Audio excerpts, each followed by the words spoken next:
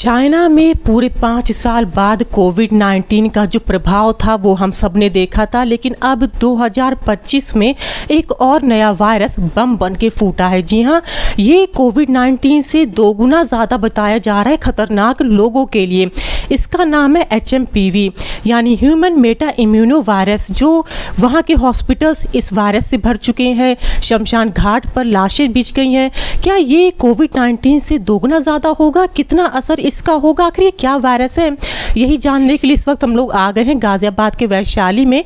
Max hospital के senior पल्मोलॉजिस्ट Sharad Joshi ji हमारे साथ मौजूद हैं। सर बताएंगे कि आखिर वायरस क्या है, क्या ये कोविड-19 से ज़्यादा खतरनाक है या नहीं?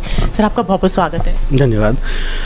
देखिए, ह्यूमन मेटान्यूमो वायरस कोई नया वायरस नहीं है। इम्पॉर्टेंट बात यह कि कोई नया वेरिएंट तो उसका नहीं आया। जैसे corona virus was an old virus, but कोविड-19 जो उसमें एक पर्टिकुलर म्यूटेशन के बाद जो उसकी इन्फेक्टिविटी, जो उसकी फैटेलिटी बढ़ी थी, क्या कोई नया वेरिएंट डेवलप हो गया? ये अभी भी रिसर्च का विषय है। अभी जो हमारे पास कुछ पेशेंट्स मेटान्यूमो वायरस के देखे हैं हमने लास्ट 2 मंथ्स में, influenza A, influenza B, H3N2, human metapneumo virus, इस तरह के कुछ पेशेंट्स के कुछ केसेस देखे हैं।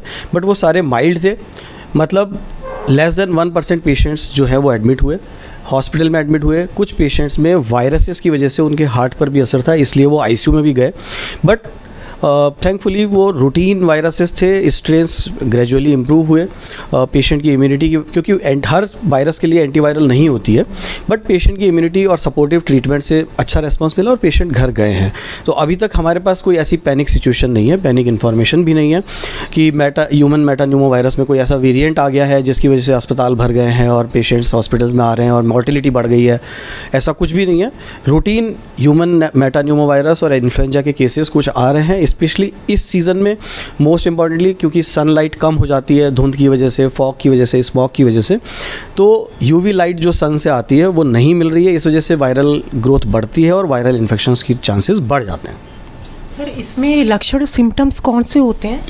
देखिए, मोस्टली जितने भी रेस्पिरेटरी वायरसेस हैं वो अपर रेस्पिरेटरी ट्रैक्ट से शुरू होते हैं, जैसे छींके आना, नाक बंद होना या गला ख़राब होना, बुखार आना, शरीर में थकान रहना। ये रूटीन सिम्टम्स हैं, रूटीन साइंस हैं जो किसी भी पेशेंट में हो सकते हैं और किसी भी वायरस में आ सकते हैं।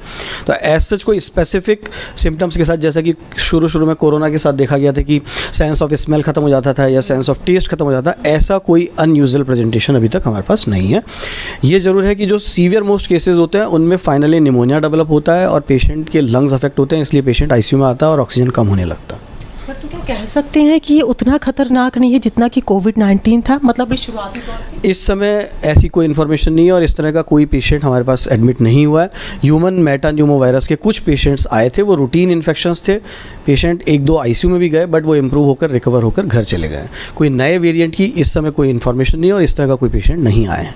ओके सर, मतलब ये वायरस पुराना है, ये नाम भी पुराना है, इसका कोई नया वेरिएंट, कोई घातक वेरिएंट नहीं आया? इसका कोई नया वेरिएंट अभी तक रिपोर्टेड नहीं है, एटलीस्ट अपनी कंट्री में, अपनी सिटी में। बट अगर आप बता रहे हैं कि चाइना में कुछ इस तरह से हुआ है, तो एक नए वेरिएंट पे हमें नज़र रखनी होगी।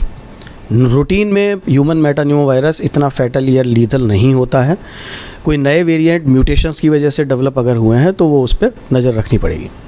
ओके, बहुत बहुत धन्यवाद सर। इस वायरस से जुड़ी कोई और जानकारी जो आप देना चाहें?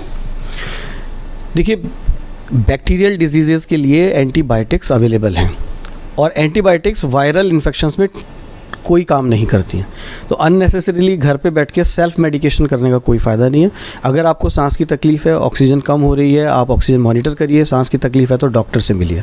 घर पे बैठ के एंटीबायोटिक लेके चीज़ें कॉम्प्लिकेट हो जाने के बाद अगर आप अस्पताल आते हैं तो फिर प्रॉब्लम बढ़ती है। पेशेंट्स जिनको वेंटिलेटर की ज़रूरत नहीं होती उन्हें भी वेंटिलेटर पर जाना पड़ता है। तो ज़रूरी है कि अपने सिम्टम्स को अर्लीस्ट आप नोट करें, इग्नोर ना करें और डॉक्टर से सलाह लें।